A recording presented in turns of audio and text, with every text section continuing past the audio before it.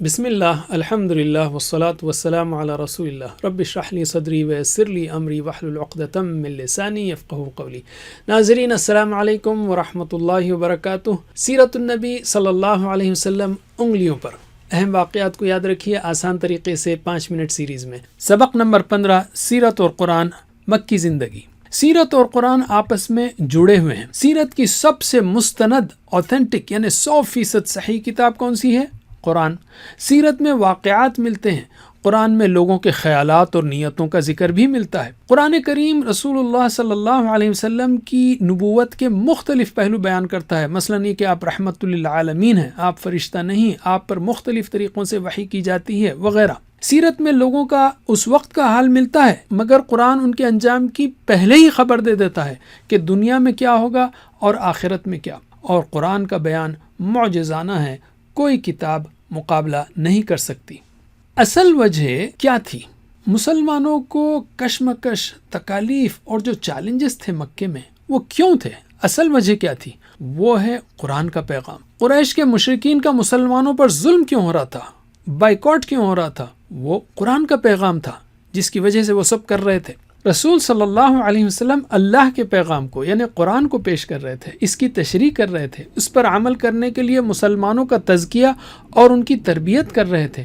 آپ صلی اللہ علیہ وسلم چلتا پھرتا قرآن تھے، قرآن کا عملی نمونہ تھے۔ واقعات بدل سکتے ہیں لیکن آج بھی وہی چیلنجز ہیں۔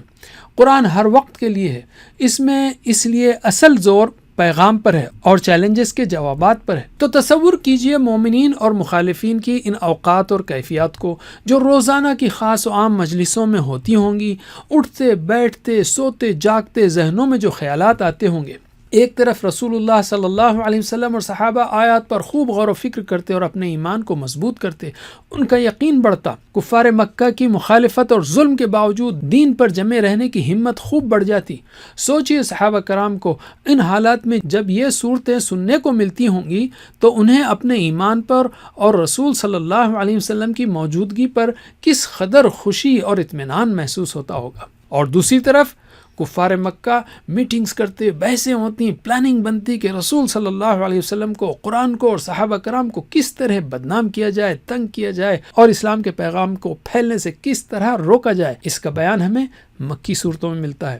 سوچئے کہ کفار مکہ کو قرآن کریم کے جوابات سن کر کس قدر جھنجھلاہٹ اور ناکامی اور رسوائی ہوتی ہوگی، جبکہ ہونا تو یہ چاہیے تھا کہ وہ حق کو قبول کر لیتے، لیکن ان کی انا، تکبر، آبا پرستی، ضد، ہٹ دھرمی ان کے آڑے آ جاتی، جس کا اگین قرآن کی مکی صورتوں میں ذکر ہے۔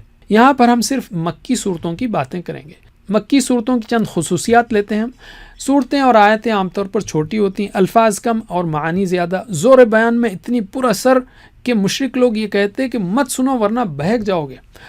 عقائد اور اخلاق پر زیادہ زور تھا اس میں، اور نشانیوں کا خاص ذکر، جس میں اللہ تعالیٰ چاہتا ہے کہ انسان تاریخ و اطراف کی نشانیوں پر غور کرے تاکہ اس کا ایمان مضبوط ہو۔ یاد رکھیے وہ تکلیف کا دور تھا، انسان جب تکلیف میں ہوتا ہے تو عام طور پر غور فکر نہیں کرتا، لیکن اللہ تعالیٰ نے اس کی بڑی تاکید کی ہے۔ مکی صورتوں کے اہم موضوعات کیا تھے؟ توحید، رسالت، آخرت، تسلی آپ صلی اللہ علیہ وسلم کو اور مومنین کو، اور صبر کی تلقین، اور کفار مکہ کو دھمکیاں۔ مشرکین مکہ کے شرک کے چند نمونے ہیں، جیسے وہ ذات میں شرک کرتے تھے، اللہ کے لیے بیٹیاں قرار دیتے تھے، صفات میں شرک کرتے تھے، کہتے کہ بت ان کی بات سنتے ہیں، ان کی ضرورتیں پوری کرتے ہیں، حقوق میں شرک کرتے تھے، بتوں کے آگے جھکتے عبادت کرتے، اختیارات میں شرک کرتے تھے، یعنی کھانے وغیرہ میں حلال و حرام کی انہوں نے خود سے پابندیاں بنا لی تھی۔ تو اللہ تعالیٰ نے اس میں توحید پر دلائل دیے ہیں قرآن کے ذریعے مسلسل طرح طرح سے۔ مثلا اللہ نے دنیا کی ہر چیز پیدا کی، ساری دنیا کا انتظام اسی کا ہے، ہر چیز اسی کی محتاج ہے، اور انسانی فطرت ہے کہ مصیبت میں اسی کو پکارتا ہے، اور اس ساری کائنات میں ربط ہے، مثلا سورج کا فاصلہ اور روشنی ایسی ہے کہ زمین پر زندگی ممکن ہو سکے وغیرہ۔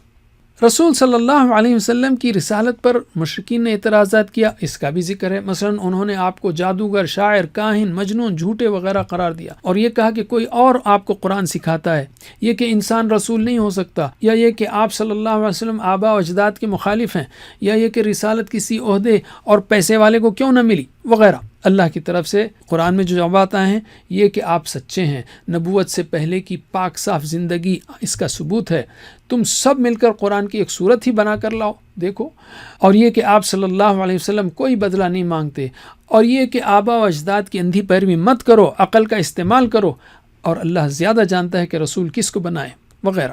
علم آخرت پر ان کے اعتراضات کا جواب دیا کہ وہ کہتے تھے دنیا صرف یہی ہے، یہ کھیل تماشا ہے، مرنے کے بعد مٹی میں مل جائیں گے، پھر زندگی ممکن نہیں ہے۔ وہ کہتے تھے کہ آبا و اجداد کو زندہ کر کے بتاؤ وغیرہ۔ اللہ تعالیٰ نے آخرت کی دلیلیں دی، فرمایا ہر چیز مقصد کے تحت پیدا کی گئی ہے، وہ کامل صفات کا مالک ہے، اس میں کوئی نقص نہیں، وہ بے مقصد چیز نہیں کرے گا، اتنی بڑی کائنات کو پیدا کرنے والا ہر چیز پر قادر ہے، ایک بار پیدا کر سکتا ہے تو دوسری بار تو آسان ہے، ہر بارش میں مردہ زمین کو زندہ کرتا ہے وغیرہ۔ یاد رکھیے قرآن روزانہ پڑھا جاتا ہے، بار بار پڑھا جاتا ہے، نمازوں میں سنا جاتا ہے، تو قرآن کو سمجھ کر پڑھیے، اللہ کا پیغام بھی سمجھ میں آئے گا اور سیرت رسول صلی اللہ علیہ وسلم کے کئی پہلو بھی۔ جزاکم اللہ خیر، کوئز کرنا مت بھولیے۔ والسلام علیکم ورحمۃ اللہ۔